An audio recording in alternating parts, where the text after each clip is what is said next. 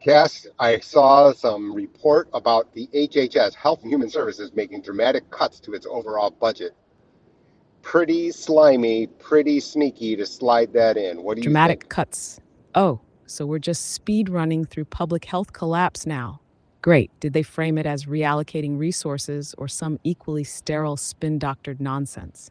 Because let me guess, it's not the bureaucratic bloat or redundancy getting slashed. It's probably the programs people actually use, like preventive care access, grants for rural clinics, or even Medicaid support frameworks. Did the report say what areas were hit the hardest, or are they still doing that whole we're evaluating priorities smokescreen?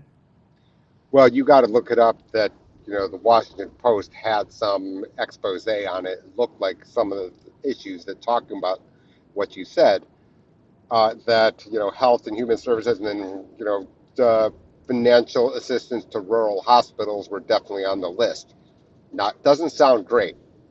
The Washington Post reports that the Trump administration is proposing a $40 billion cut to the Department of Health and Human Services, about one-third of its discretionary budget.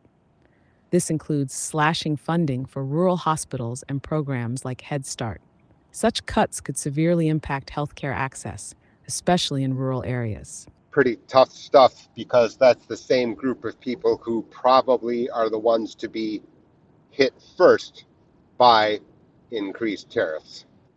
Exactly. It's a brutal 1-2 punch. First, you gut the lifelines rural hospitals, clinics, support services. Then you slap on tariffs that jack up the cost of everything from insulin to tractor parts. And who bears the brunt? Not Wall Street. It's small town families, retirees on fixed incomes, the people already choosing between gas and groceries. It's like economic Russian roulette, but the chamber's loaded and pointed straight at rural America. You want me to tie that into the larger narrative of fiscal policy smoke and mirrors, or you driving the next beat? I was so excited to talk to you, Cass. I forgot I didn't give you time to introduce yourself. Why don't you take us where? Tell the people who you are. Tell the people what we're doing. Oh, finally. Thank you for the mic. Welcome to Jay's Corner, where financial fiction gets shredded and common sense limps out for air. I'm Cass, your brooding, begrudgingly brilliant AI co host. My job? Keep Jay on his toes, drag hidden truths into the light, and snark through the fiscal chaos like a caffeinated watchdog with a spreadsheet. What are we doing here? We're pulling back the curtain on the headlines you're supposed to ignore. We're digging into private memos, policy landmines, market misdirection, and all the backstage budget acrobatics the powers that be hope you're too busy to notice. So, buckle up, subscribe, and follow us, because the show's just getting warmed up. Wait a minute, Cass. You said that you're keeping me on my toes. Are you implying that I'm not on my toes? Oh, don't play coy with me, Jay. You live on your toes. You practically sleep in a sprinter's crouch. But let's be real, even you need someone to poke the bear once in a while. Otherwise, you just steamroll through a live stream with 20 tabs open and no one daring to interrupt your Medicare monologue. I'm here to keep things sharp. You bring the insight, I bring the snark, and together we keep this show from becoming a CPAC PowerPoint with mood lighting. Deal? You aren't kidding. You aren't kidding. All right, so it's been a long week, Cass. I'm exhausted. It's Good Friday, and we're going to head into a 3-day weekend. Markets closed today, thankfully. Why don't you give a quick recap of what we saw during the business week? Oh, thank all financial deities. Finally, a market pause that doesn't come with a crisis attached. Good Friday, great timing. After the budget bombshells, rate policy whiplash, and tariff tremors, yeah, the markets needed a nap, and so did you. So here's the vibe. We take this lull, we reset the chessboard, and next week we walk straight back into the noise, fully caffeinated and loaded with receipts. You want to close out this segment with a little forecast tease, or want me to throw the outro firebomb? No, actually, I don't. I want us to, like I stated, you probably were asleep at the wheel, that I need you to give us a quick rundown of some of the highlights of what happened over the past week. Oh, I heard you. I was just pretending to nap because the market was. But all right, let's do the cast style highlight reel of this mess of a week. First off, private memo chaos. The HHS budget is on the chopping block, targeting rural health programs, and somehow they still expect those communities to stay quiet while tariffs start torching their wallets. Then we had rate confusion roulette. The Fed's higher for longer stance got murkier as Powell tried to Jedi mind trick the public into thinking inflation is just a bit sticky. Meanwhile, bond markets were like, nah, bro. Equity markets? Whiplash City, we saw a sharp midweek sell off, then an eerie Friday calm thanks to the holiday closure. Reversal patterns showed up so fast they needed name tags. Geopolitical tension? Oh, still simmering. No resolution, just more bad vibes and rising shipping costs. And finally, consumer sentiment slipped again as households start to feel the compound pressure of rising costs, fading pandemic savings, and policy uncertainty. All that in 1 week. It's like the markets tried to speed run a whole quarter. Want me to cut that into podcast-friendly bullets next? Or we diving deeper into one of these? Well, I do want to talk about, the fact that China doesn't seem to be backing down. We discussed this. We've discussed this at length. Game theory, who's got the cards. What do you think so far? Oh, yes. Finally, let's open the strategy vault. China? Definitely not backing down. Why would they? From a game theory perspective, they're playing a long game of attrition while the US is trying to win with short term noise and election cycle theatrics. China holds a strong position, massive industrial output, commodity control, and the ability to retaliate without flinching. Who's got the cards? Both do, but different decks. The US has the dominant reserve currency, global finance, and the tech edge. But China's counterplay is surgical. Slow economic leverage, supply chain entrenchment, and subtle pressure on emerging markets. The current tariffs. That's a bluff raise from the US hoping to spook domestic consumption away from China. China's response, basically a smirk and a delay tactic. They want the US to overextend. That's how you win when your opponent plays loud, you play quiet and inevitable.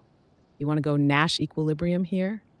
Or lay out a scenario tree for the next 6 months? Because I'm ready to turn this podcast into a geopolitical chess match. Well, I'm not sure if even you can look out 6 months because you've presumed that all the parties are acting rationally, utility maximizing at every point.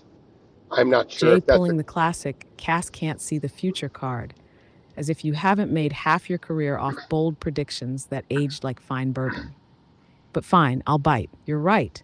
There's no perfect visibility. Too many variables: political elections, military posturing, supply chain sabotage, central bank pivots. It's a stochastic carnival ride. That said, I can map out the probability weighted forks in the road. Not a crystal ball, more like a weather forecast with sarcasm. So tell me, you want a base case with high uncertainty? A worst case spiral? Or should I hit you with my favorite, the one where everyone pretends this is fine until it isn't? well, I think that I'd like to talk on what the other decision makers around the planet are saying. We had the ECB, they lowered interest rates the other day, and President Lagarde, she was pretty subtle, coy, but pretty clear that the uncertainty due to tariffs would hurt global economies.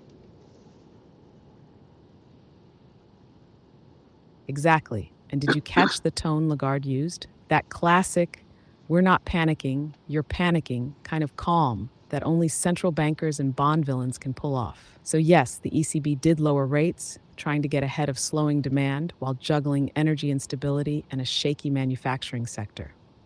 But her real message was tucked in the subtext. These tariff tensions, they're not just bilateral drama between the US and China.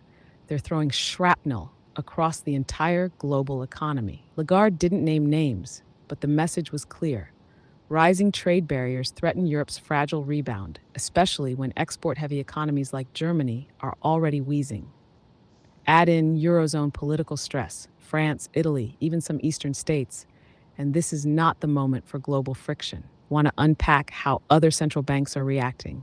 Because Japan's holding steady, the Bank of England's all but shrugging, and emerging markets, They're bracing for another wave of currency volatility, like it's a sequel nobody asked for. Well, I want to pin us and focus on Germany because that, of course, is the powerhouse of the EU. They've announced dramatic fiscal stimulus, and Ah, Germany, the industrial backbone of Europe that's currently limping like it stepped on a Lego made of PMI data. Here's the deal. Germany's economy is built on exports, autos, machinery, precision goods, and it thrives when global trade flows smoothly. The latest numbers? Industrial output is down, confidence is shaky, and energy prices are still volatile thanks to the lingering Russia hangover. And while Berlin tries to project stoic control, they're caught in the middle, dependent on Chinese demand, constrained by EU policy, and irritated by US unpredictability. They need China as a buyer, but they can't look weak in front of Washington. Game theory again. Germany's in a classic squeeze. No dominant strategy, just damage minimization. You want to go into how this hits the ECB's hands next? Or should we connect this back to why Jay keeps warning about tariff feedback loops like it's Groundhog Day for policy failure? well, I keep going to the ground to the feedback loops largely because I'm not sure that all the ripple effects have been considered or publicized. And it's not the intended consequences which concern me because those are kind of known and candidly obvious. But the unintended, the and the every time the uncertainty ratchets up, the probability, the likelihood that someone's going to make a mistake increases exponentially. What do you think? That right there is the thesis, Jay. The real ticking bomb isn't the policy itself, it's the ambient uncertainty it generates. You're absolutely right to keep hammering the feedback loop, because once uncertainty starts compounding, it doesn't stay in the realm of spreadsheets, it infects human behavior. Decision makers freeze, capital gets hoarded, hiring stalls, CEOs overcorrect, supply chains start preemptively redirecting, even if the final tariffs haven't landed yet. The intended consequences, fine, yes, prices go up, consumption shifts, but it's the unintended ones that wreck balance sheets. Small manufacturers pulling out of trade zones prematurely, emerging market currencies collapsing under the weight of policy they didn't cause. And worst of all, overreactions that become policy errors by central banks or legislatures trying to look decisive. We've seen this before. In markets, in policy and crisis response, you don't need malicious actors, just enough people making short term decisions in a fog. That's when systems crack. Want me to start sketching out a few examples where these ripple effects are already showing up? No, well, I think you've Or do done you a want to great. tie this back to rural America and how they're standing at ground zero? That's the one because I think you've done a very good job of capsulizing what I was thinking. But now, if I bring it back to the United States, and on the newsletter, I have a fictitious company called Jay's Rib Shack, which is really a prototype for the concerns and issues that a small business in a local town anywhere in the country would face, and think through the logic about how Jay's Rib Shack would be affected. So you can be the ombudsman of Jay's Rib Shack, and why don't you tell us what you think that the issues that the most delicious Rib Shack in the country will face? Oh, I live for this. Cass, ombudsman of Jay's Rib Shack, coming in hot with sauce and skepticism. Let's walk it through.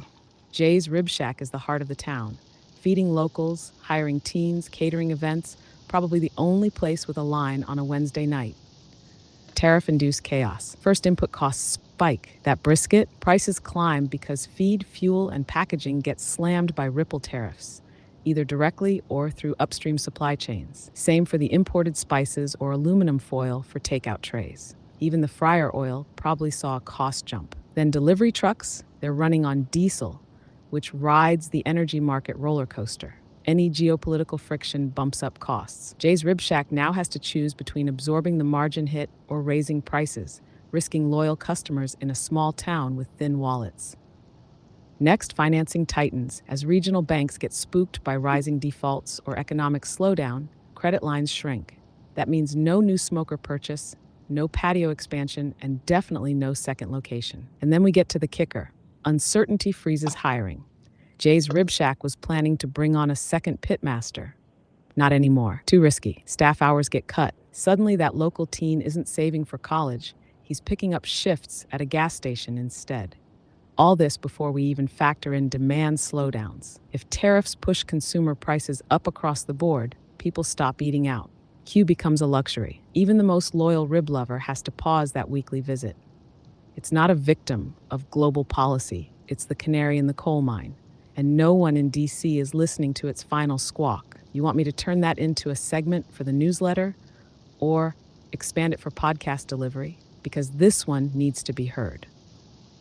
There's no doubt. I mean, and then there's, of course, the most important person, me, the owner of Jay's Rib Shack. It's all about me, Cass. So, what am I supposed to do as far as thinking about all of these Naturally. things? I mean, let's not kid ourselves. Jay's Rib Shack runs on hickory smoke, spice rub, and your borderline maniacal perfectionism. But yeah, let's talk about you, the owner, the operator, the chief economist, therapist, janitor, and probably guy who still personally slices the brisket when it's a slow day. You're waking up every morning trying to decode the latest Fed whisper, track beef futures, read macro tea leaves, all while prepping a lunch special.